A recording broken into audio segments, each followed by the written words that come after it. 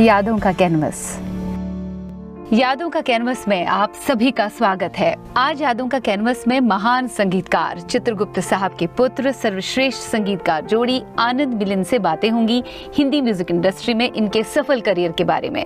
Melody के उस्ताद का खिताब पाने वाले आनंद मिलिंद साहब ने लगभग 214 से अधिक फिल्मों का संगीत दिया है, जिनमें लगभग सभी फिल्मों के गीत हमारे दिल के करीब है और 50 फिल्में तो खुद इनके दिल के करीब है। ये अब भी इंडियन म्यूजिक इंडस्ट्री में सक्रिय है, मेलोडी से भरे ट्यून्स पर काम कर रहे हैं और संगीत दे रहे हैं।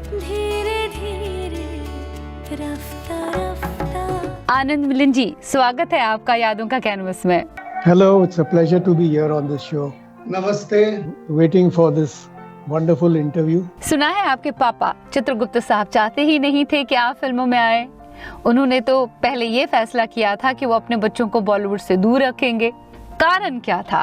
क्या उन्हें अपने तजुर्बे से एहसास हुआ था कि हिंदी फिल्म इंडस्ट्री एक अनप्रेडिक्टेबल प्रोफेशन है? एब्सोल्युटली। मेन कारण ये था कि ये जो इंडस्ट्री है ये बहुत अनसर्टेन इंडस्ट्री है, क्योंकि सिर्फ टैलेंट होने से काम नहीं बनता है और लेबर करने से भी काम नहीं बनता है, लक फैक्टर भी होता है और it's a combination of many things, you know. सही समय पर सही फिल्म मिलना जी और क्लिक होना, luck factor is also there. और पापा ये नहीं चाहते, जबकि उनका स्ट्रगल वैसा नहीं था जैसे दूसरे लोगों के बारे में हम लोग सुनते हैं कि भाई रेलवे प्लेटफॉर्म पर सोना पड़ा और वगैरह वगैरह, क्योंकि उनको एस.एन. त्रिपाठी जी मिल गए थे जो बहुत नामी म्यूजिक डायरेक्टर थे उस जमाने के, और पापा को एज एन असिस्टेंट उन्होंने रख लिया था। और ये सब छोटी छोटी तकलीफें नहीं आई थी उनकी जिंदगी में।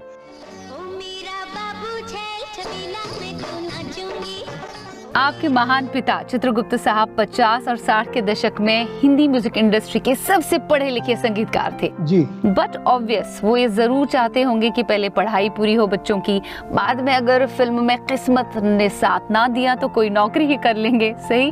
तो फिर किसके कहने पर, किसके इसरार पर उन्होंने आपको फाइनली फिल्मों में अपनी किस्मत आजमाने की इजाजत दी? क्योंकि हम लोग कायस श्रीवास्तव फैमिली से हैं जी, तो हम लोग में पढ़ाई लिखाई का बहुत ज्यादा जोर हमेशा रहा है। कि हमारे जितने रिश्तेदार भी हैं, तो कोई आईएएस ऑफिसर है, कोई आईएएस में है, कोई इनकम टैक्स डिपार्टमेंट में है। इस तरह की पढ़ाई लिखाई और नौकरी में ज्यादा कायस लोग रहते हैं। तो पापा चाहते थे, एक तो ये चाहते थे कि हम लोग अपनी पढ़ाई कंप्लीट करें। जब ये हुआ कि फिल्म इंडस्ट्री ज्वाइन करने का उनको लगा कि हो सकता है ये लोग इसी इंडस्ट्री में आए जी, तब वो एक बात से बहुत संतुष्ट थे कि हम लोग ने पढ़ाई कंप्लीट कर ली। और उनको ये हमेशा लगता था कि if nothing at least you have your degree to fall back upon. कल को अगर आपको कहीं कोई अच्छी नौकरी चाहिए, कुछ चाहिए, तो वो ये नहीं होगा कि you are absolutely lost in a forest कि आप क्या करें। हमारे घर में तमाम सिंगर्स, प्रोड्यूसर्स, डायरेक्टर्स, कई बार एक्टर्स भी कभी कभी आ जाते थे, डांस डायरेक्टर्स, तो वो माहौल था। लेकिन मेरी मदर जो थी वो she was very very efficient. उन्हीं के वजह से पापा इतना सब काम कर सके, घर की उनको कभी चिंता ही नहीं थी। और मम्मी ने ये देखा कि हम लोग पे, जिसको फिल्म बग कहते हैं ना, वो रब ऑन नहीं हुआ। क्योंकि हम लोग, मुझे याद है उस जमाने में हम लोग को फिल्म मैगजीन पढ़ना भी मना था, कि कभी अगर पापा देख भी लेते थे तो बोलते थे कि अभी ये तुम्हारे किसी काम का नहीं है, तुम साइंस का बुक लो या रीडर्स डाइजेस्ट लो या लाइफ मैगजीन लो, ये क्यों पढ़ रहे हो। तो उस तरह का माहौल रहा हम लोग के घर में। अब देखिए, चूंकि संगीत में आप दोनों की गहरी रुचि थी, आनंद जी आप एक पियानो वादक बन गए और मिलिंद जी ने गिटार में महारत हासिल कर ली थी।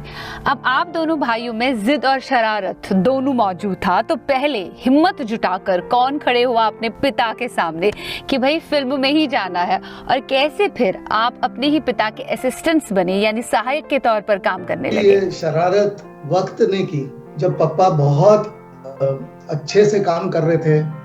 मच आफ्टर भाभी, बरखा, मैं चुप रहूंगी एंड ऑल, जो लेट 50s और अर्ली 60s में आई, तो उन्होंने फिल्म की थी औलाद, जितेंद्र, बबीता और महमूद, जिसमें वो जोड़ी हमारी और ये सब गाने भी बहुत अच्छे अच्छे गाने थे। फिर एक फिल्म की थी वासना, जिसमें वो था ये पर्वतों के दायरे। उस दौरान ऐसा लग रहा था कि बहुत जोर में है पापा और उनको हार्ट अटैक हुआ, तो काम बहुत कम हो गया और उसके बाद फिर ठीक हो गए एंड ही स्टार्टेड थोड़ा बहुत काम करना फिर शुरू किए। तो अराउंड 74 में उनको फिर एक पैरालिटिक अटैक हो गया जी। तो पैरालिटिक अटैक होने के बाद उनको काफी समय तक बेड रेस्ट लेना पड़ा और तकलीफ होती थी बात करने में, चलने फिरने में वगैरह। तो बहुत धीरे धीरे धीरे धीरे वो भी ठीक होने लगा। तो उस वक्त वही लोग काम आए जो पापा को ब्रेक दिए थे, होमी वाडिया, बसंत स्टूडियोज जी।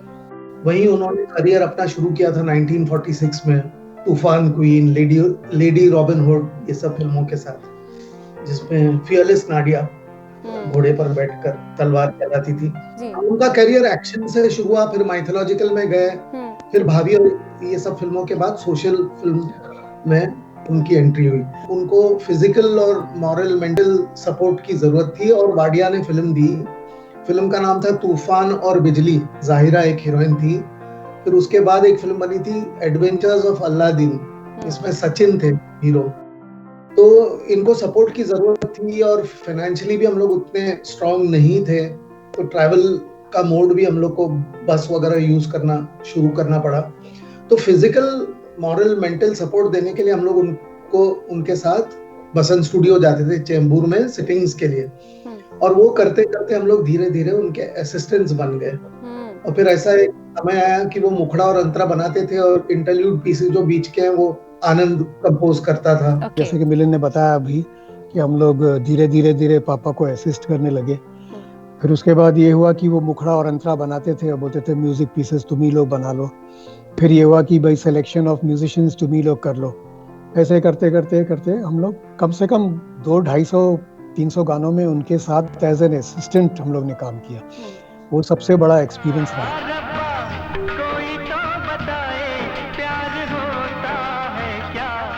असिस्टेंट कई साल अपने पिता के साथ काम करते करते उन्हें ये विश्वास हुआ था कि अब मेरे बच्चे यानी आप लोग पूरी तैयारी के साथ इस फील्ड में उतर सकते हैं। एब्सोल्युटली। गोया कि ग्रीन सिग्नल आपको मिल गया था।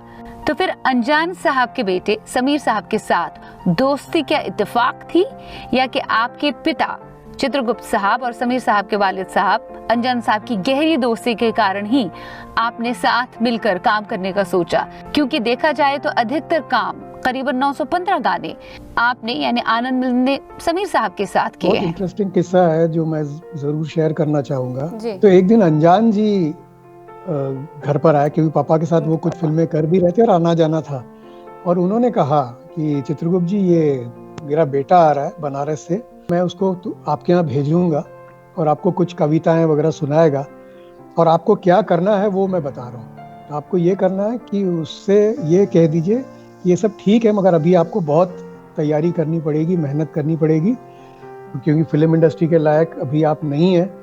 तो मैं ये एडवाइस करता हूँ कि अभी आप वापस चले जाइए बनारस और उसके बाद फिर कुछ और तैयारी करके फिर से आइए। तो पापा ने कहा कि ऐसा क्यों? तो बोले मैंने भी बहुत स्ट्रगल किया है शुरू में, और मैं नहीं चाहता हूँ कि मेरा बेटा उसी लाइन में आए, उसी लाइन में उसी स्ट्रगल में फंसे वो। खैर मेरे पापा तो बड़े माइल्ड आदमी थे जी। तो जब समीर आए घर पर फर्स्ट टाइम और पापा से कहा उन्होंने कि मैंने कुछ कविताएं लिखी हैं वगैरह, तो बजाय इसके कि उसको डिस्करेज करें, पापा ने उसको इंकरेज करा। क्या बात है। और पापा को बहुत अच्छा भी लगा, बोले कि ये वाला बहुत अच्छा है, ये लाइंस बड़ी अच्छी हैं। अब शाम को क्या हुआ, समीर जी तो सीना तान के निकले वहां से। शाम को अनजान साहब आए घर पर, वो कहीं किसी सिटिंग से लौट रहे थे। पापा से कहा उन्होंने, अरे ये आपने क्या किया? वो तो और जोश में आ गया, जो बोल रहा है कि अब तो चित्रगुप्त जी ने भी बोल दिया, अब तो मैं। तो पापा ने एक बहुत अच्छी बात कही अनजान जी से कि हो सकता है ये आपसे भी ज्यादा फिल्में करे, यू नेवर नो, क्योंकि ये बंद मुट्ठी है, आगे फ्यूचर क्या है, कैसे शेप अप होगा, नोबडी नोज। तो हो सकता है कि बहुत ज्यादा फिल्में करे, बहुत नाम कमाए।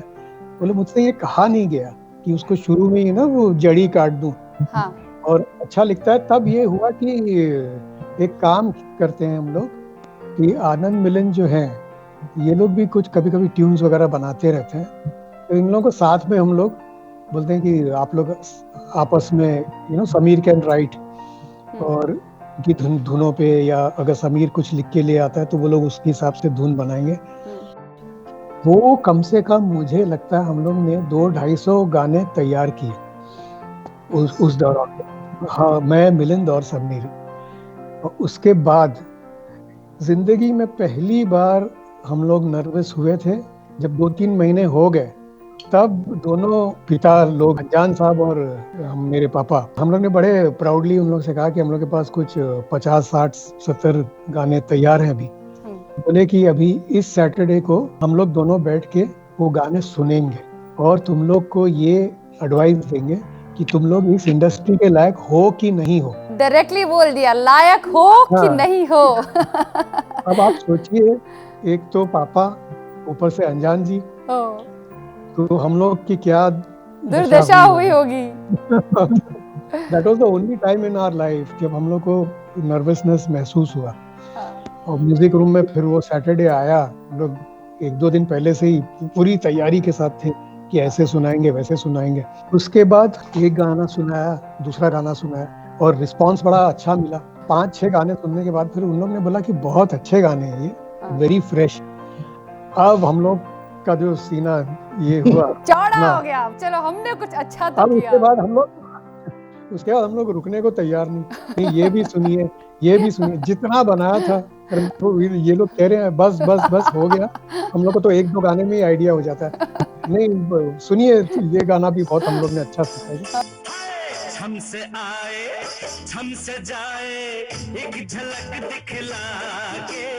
क्या आप मानते हैं कि समीर साहब के साथ जो दोस्ती थी वो मुकद्दर का खेल था? उनके साथ वो स्टिंग्स करना तकदीर का कराया था? ये वक्त की साजिश थी कि अकबैक आप और समीर जी का करियर परवान चढ़ा? समीर जी के साथ जो हम लोग की सेटिंग्स हुई वो पूरा इट वाज डेस्टिनी। ऊपर वाले ने ऐसे किया था कि उसी वक्त समीर जी का यहाँ आना, हम लोग के साथ सिटिंग करना, इतने सारे गाने हम लोग ने किया था। हर 10 साल के बाद गानों का टेस्ट बदलता है, राइट? आपकी पहली हिट 1998 की क़यामत से क़यामत तक जब रिलीज हुई, जिससे आपने असली सफलता का स्वाद चखा, तो उससे पहले म्यूजिक इंडस्ट्री का एक अलग दौर चल रहा था। मेलोडी पीछे जा रही थी और QSQT ने संगीतकारों के प्रति, संगीत प्रेमियों का नजरिया ही बदल दिया। क्या आप महसूस करते हैं कि QSQT के जरिए जो म्यूजिक और शायरी का संगम आप लेकर आए, उसकी सख्त जरूरत थी उन दिनों म्यूजिक इंडस्ट्री में, क्योंकि उससे पहले एक्शन और डिस्कोथेकी चल रहा था और इस तरह के सॉफ्ट रोमांटिक नंबर्स कम ही बन रहे थे और QSQT सही वक्त पर सही निशाना लगना जैसा था। Do you agree?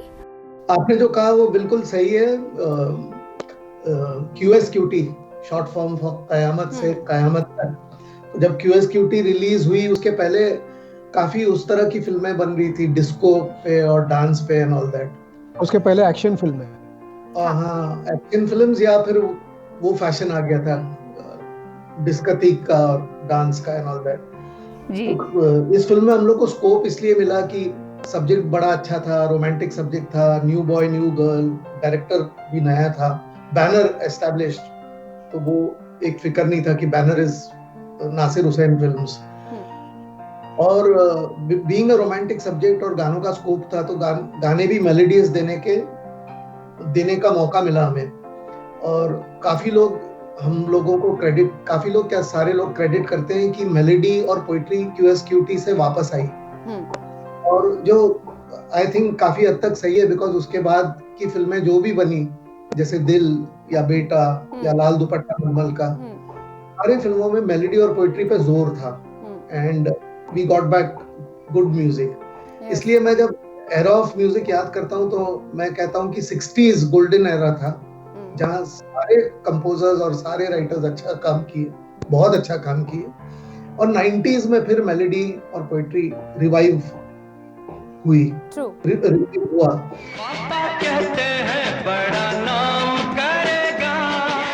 Anand ji, मिलन जी, जी। सुना है जब QSQT रिलीज हुई तो मिक्स्ड फीलिंग्स थी आपकी कि फिल्म का म्यूजिक चल भी सकता है या नहीं भी, जी। क्योंकि कई लोगों ने ये भी अटकलें लगाई थी कि फिल्म का म्यूजिक जो है, फिल्म का संगीत जो है वो बहुत ठंडा है। इस एक्सपीरियंस के बारे में बताएं। जब QSQT रिलीज हुई तो इट वाज लाइक हम लोग श्योर नहीं थे कि ये फिल्म चलेगी नहीं चलेगी। हम लोग ने जब प्रीमियर भी किया टाउन में, आई थिंक आनंद नोवेल्टी में प्रीमियर था, और इनवाइट किए गए कई लोग थे और कुछ पब्लिक भी थी स्टॉल पे, और इंटरवल में पब्लिक पगला गई कि आमिर खान का एक झलक मिल जाए हम लोग को, and they started searching for him. और जब फिल्म खत्म हुई तो जिस तरह से लोग थिएटर से निकले, हम लोग एक दूसरे को देख के एकदम इमोशनल हो गए कि लगता है फिल्म चल पड़ी है और चलेगी। उसी वक्त ये फीलिंग आ गई, क्योंकि उसके पहले एक्सपीरियंस बहुत अजीब सा रहा। बहुत से ट्रायल्स हुए हैं और बहुत से डिस्ट्रीब्यूटर्स देखकर फिल्म जाते थे, और हर ट्रायल पे हम लोग भी जाकर बैठते थे, खासकर because it was only a 7th film.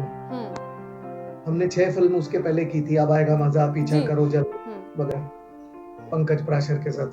तो हम लोग भी थिएटर में बैठ के ट्रायल देखते थे, और फिर जब डिस्ट्रीब्यूटर चले जाते थे, नासिर साहब बहुत अच्छी फिल्म है बोल के निकल जाते थे, तो हम लोग बड़े दुखी होते थे कि ये कोई खरीदेगा नहीं तो पिक्चर रिलीज कैसे होगी।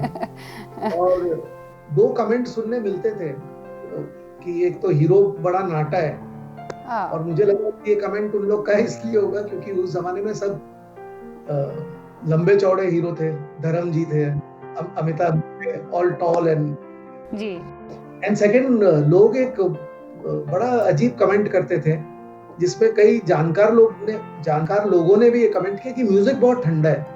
इस पर मुझे मजरू साहब का डायलॉग याद आता है, मुझे कहना चाहिए था कि उसको थोड़ा गैस पे रख दो, गर्म हो जाएगा।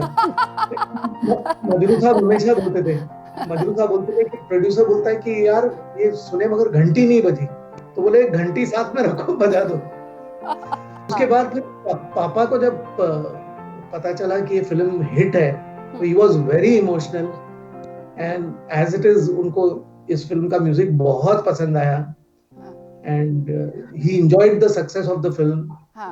और वी आर थैंकफुल कि मतलब ही वाज अलाइव और he could see our success before he left. है मेरे हम सफर। QSQT की हिट के बाद तारीफों पे तारीफें सुनने को मिली, अवार्ड्स पे अवार्ड्स, कॉम्प्लीमेंट्स पे कॉम्प्लीमेंट्स। अपने डैडी से क्या कॉम्प्लीमेंट सुनने को मिला आपको, क्योंकि उन्हें क़यामत से क़यामत तक का संगीत बहुत पसंद आया था? बिल्कुल मिला, और पापा बड़े इमोशनल भी हुआ करते थे, तो मेरे ख्याल से आनंद को याद होगा एब्सोल्युटली कि ही क्राइड हैप्पी टीयर्स, काफी उनकी आंखों से आंसू नजर आए गिरते हुए, एंड उनको ये तसल्ली हुई कि अब इन लोग को अच्छी फिल्में मिलेगी, एंड इन लोग का काम भी सेटल हो जाएगा।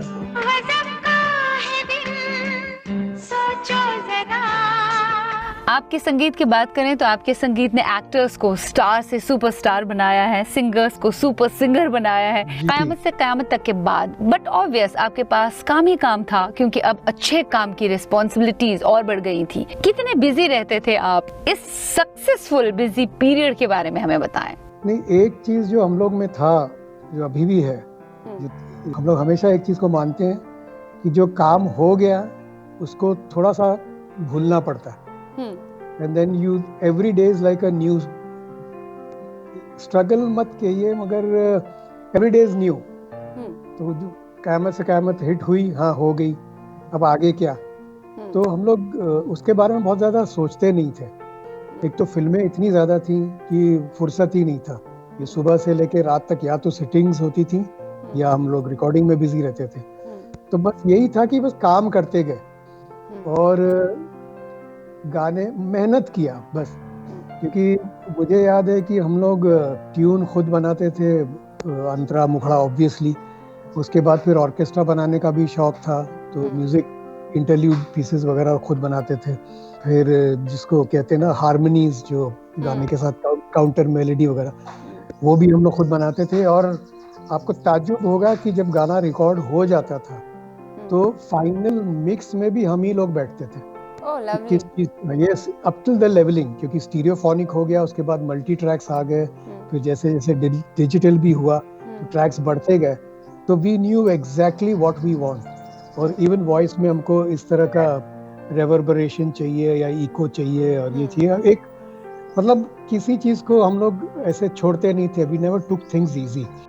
दिल आशना है, जिगर आशना है। उस दौर में कंपटीशन बड़ा तकड़ा था, खास तौर से आपके कॉम्पिटिटर्स में आपके दोस्त जोड़ी नदीम श्रवण जी के साथ।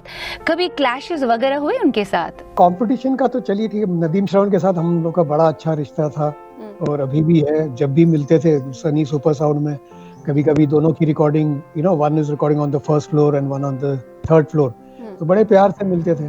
और एक मुझे हमेशा लगता था कि उनका स्टाइल जो था हम लोग के स्टाइल से बहुत अलग था जी।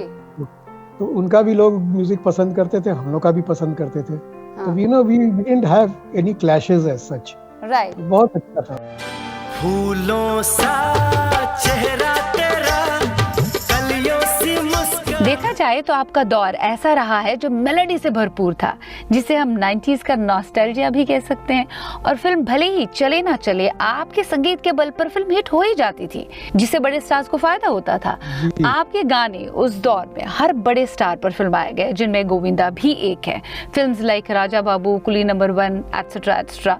रोमांटिक गानों के साथ साथ आपने भी उन्हें पेपी नंबर्स दिए हैं, पर उन पेपी नंबर्स की अगर बात करें, उनमें भी आपने मेलोडी को छोड़ा नहीं। कैसे संभव बनाया आपने इसे, और क्या कहीं कभी क्रिएटिव सेटिस्फैक्शन को लेकर कॉम्प्रोमाइजेस करना पड़ा है आप लोगों को? हम लोग ने रोमांटिक फिल्में भी बहुत की जी, नंबर ऑफ फिल्म्स बहुत की।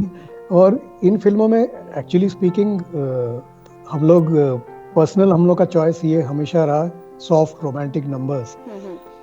ये जो गाने थे ना, दे वर मोर चैलेंजिंग, क्योंकि वो हमारे टाइप के नहीं थे। जिस तरह के हम लोग हैं उस टाइप के नहीं थे, मगर फिर वो एक आर्ट होता है, वो एक मस्ती या जो भी है वो अंदर रही होगी। मैं कहता हूँ कि it is more difficult to compose songs like these, क्योंकि सुनने में बड़े मजाकिया और बहुत अच्छा लगता है, लेकिन उनको बनाना और वो सही मोड़ देना बहुत मुश्किल है। यू नो, तमाम चीजें होती हैं उसमें,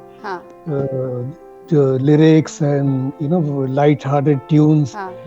मगर जैसे आपने कहा, एकदम बिल्कुल सही कहा कि मेलोडी हम लोग ने उसमें भी छोड़ी नहीं। जैसे हम लोग का गाना था अ आ ई उ ऊ ओ फ्रॉम राजा बाबू। अभी आप वैसे गाइए तो आ ई उ ठीक है, लेकिन विदाउट वर्ड्स अगर आप गाइए तो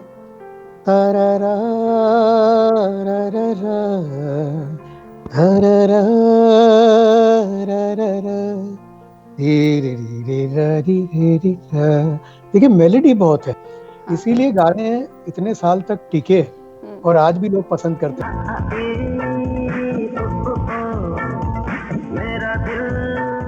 जैसे आपके कई गानों का रीमेक बन रहा है आज के दौर में, रिक्रिएट किया जा रहा है सब कुछ, उन्हें थोड़ा तोड़ मरोड़ कर पेश किया जा रहा है। ओरिजिनल क्रिएटर्स से इस बारे में पूछा भी नहीं जा रहा है।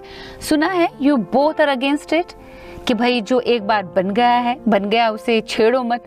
क्या कहना है आप दोनों का इस बारे में? या absolutely, it makes no sense. Remixes गानों को तो छोड़िए, इवन फिल्म्स, जो फिल्म बन गई उसको फिर बनाने का मुझे तो कोई सेंस नहीं लगता है।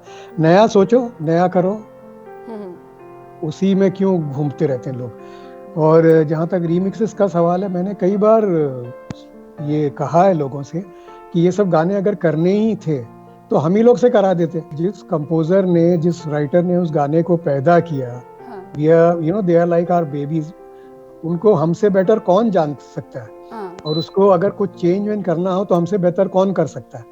And another thing is that at least in our case, Anand Milind are electronic savvy. We know what is happening today. We know the use of computers. We are using everything, Logic Pro, this, that, जो भी है। तो हमसे better choice कोई हो ही नहीं सकता। ये मैंने कई लोगों से कई बार कहा है। तुझको मिर्ची लगी तो मैं क्या करूं, तुझको मिर्ची। जिन बड़े लिरिसिस्ट के साथ, गीतकारों के साथ, शायरों के साथ आपके पापा चित्रगुप्त ने काम किया है, उनके साथ बाद में आपने भी काम किया और हिट गाने दिए। How do you feel about it? जैसे आनंद बख्शी साहब, मजरू साहब वगैरह वगैरह। पापा के साथ जो लिरिक राइटर काम किया, उनके साथ भी हमने काफी काम किया। जैसे मजरू साहब के साथ पापा ने मैक्सिमम फिल्म्स की। और मजूर साहब के साथ भी वी वर लकी कि हम लोग ने 10-12 फिल्में तो कम से कम की। हाँ। बख्शी साहब के साथ काफी फिल्में की हमने, हाँ। जान, भूल वगैरह। जी। राजेंद्र कृष्ण के साथ एक ही फिल्म कर सके, हाँ। And this was before Qayamat Se Qayamat Tak. हाँ। But it's been great. हम ऐसे करेंगे प्यार कि दुनिया याद करे। यहाँ ये बात जरूर जानना चाहेंगे कि संगीत को सफल बनाने के लिए मेलोडी और शायरी का कितना अहम रोल है आपकी नजर में? म्यूजिक की जहाँ तक बात है, हम लोग को ये फील होता है कि मेलोडी और पोइट्री, ये दो चीज नहीं छोड़ना चाहिए। आपके फेवरेट सिंगर्स तो बहुत रहे हैं। Yeah. आपके फेवरेट सिंगर्स में एसपी बालासुब्रमण्यम भी आते हैं। जी। आप इनफैक्ट उनकी आवाज के दीवाने रहे हैं। Absolutely. आपने उनके साथ काफी काम भी किया है। सुना है आप उनसे एक ही वक्त पर कई सारे गाने रिकॉर्ड करवाते थे और वो उफ तक नहीं करते थे। उनके साथ रिकॉर्डिंग सेशंस की कुछ यादें, कुछ किस्से साझा करना चाहेंगे आप? देखिए, बालू जी के साथ तो हम लोग ने बहुत काम किया और हम लोग उनके बहुत बड़े फैन रहे। एक इंसिडेंट मैं बताऊंगा। बालू जी के साथ हम लोग ने जितने भी गाने किए थे, जनरली हम लोग उन गानों को हम लोग खुद ही डब कर लेते थे पहले। जैसे कई गाने मेरी आवाज में ही पिक्चराइज हो गए जी। और उसके बाद कि हम लोग चाहते थे कि जब बालू जी आए यहाँ पर फ्रॉम चेन्नई, तो एक साथ कम से कम 2 या 3 गाने गा के और फिर वापस जाएं, ताकि उनका भी टाइम वेस्ट नहीं हो और काम हो जाए पूरी अच्छी तरह। एक बार हम लोग ने उनको फ़ोन किया और कहा कि कुछ 2-3 गाने हैं, तो डेट उनसे लिया और वो आए, बॉम्बे आए। बोले कि कल सुबह की फ़्लाइट से मैं निकल जाऊंगा। बोले कोई बात नहीं। तो हम लोग ने उनसे छुपाई एक बात, ये बताया नहीं कि कितने गाने हमें डब करने थे। 2 स्टूडियोज़ में हम लोग की डबिंग्स थी। एक film centre Tardeo, which is one end of the city, और दूसरा महबूब स्टूडियोज़ जो बांद्रा में आता है। तो पहले हम लोग उनको लेके गए फिल्म सेंटर, तो एक गाना हुआ, उसके बाद बोले सर नेक्स्ट सॉन्ग, क्योंकि उनका जो पिकअप था जी। वो उनको मैं हमेशा कंप्यूटर कहता हूँ, उनको और चित्रा जी को। एक बार गाना सुना और उसका मूड समझ लिया, उसके बाद फिर 5 मिनट तक वो कुछ अपने गुनगुनाते थे और उसके बाद सर रेडी मतलब वो फाइनल रिहर्सल होता था, मगर ऐसा लगता था कि ये आप टेक सुन रहे हैं, ओके गाना, इतना परफेक्ट, कोई उसमें कोई गुंजाइश ही नहीं कि उनको कुछ कहना पड़े कि ये नोट ऐसा था वैसा था, कुछ नहीं। तो खैर एक गाना हुआ, दूसरा गाना हुआ, उसके बाद फिर हम और मिलिंद हम लोग दोनों थोड़ा झिझक रहे थे कि अब बोलें कि तीसरा गाना। बोले यस सर रेडी। तो 3, 4, 5 गाने लंच टाइम तक कंप्लीट हो गए और उसके बाद फिर हम लोग ने लंच किया साथ में और फिर बालू जी ने मजाक में कहा कि और भी कोई गाने हैं। बोले हाँ महबूब स्टूडियो में है। तो बोले चलो। तो वहाँ हम लोग करीब 2-2:30 बजे पहुँचे और आप यकीन मानिए कि 5, साढ़े 5 बजे तक सारे गाने, there were total 10 songs in that one day। जी जी जी। 10 के 10 गाने डब हो गए, एब्सोल्युटली परफेक्ट। और दूसरे दिन नहीं, उसी दिन 8, साढ़े 8 बजे की फ्लाइट से बालू जी वापस चेन्नई चले भी गए। Can you imagine? I mean 10 songs in one day. उसी दिन वो गाना भी रिकॉर्ड हुआ था, आके तेरी बाहों में, आके तेरी बाहों में, शाम लगे सिंदूरी। So these were some wonderful experiences which we had with them। आके तेरी बाहों में। आनंद मिलन जी, आप दोनों का बहुत बहुत शुक्रिया यादों के कैनवस में हमसे अपनी सुरीली बातें साझा करने के लिए। धन्यवाद and thanks a lot for being on the show. And all the best। जब से तुम्हें मैंने देखा सनम। यादों का canvas. Kindly do subscribe to this channel for more videos. Like, comment और सब्सक्राइब करना ना भूलें।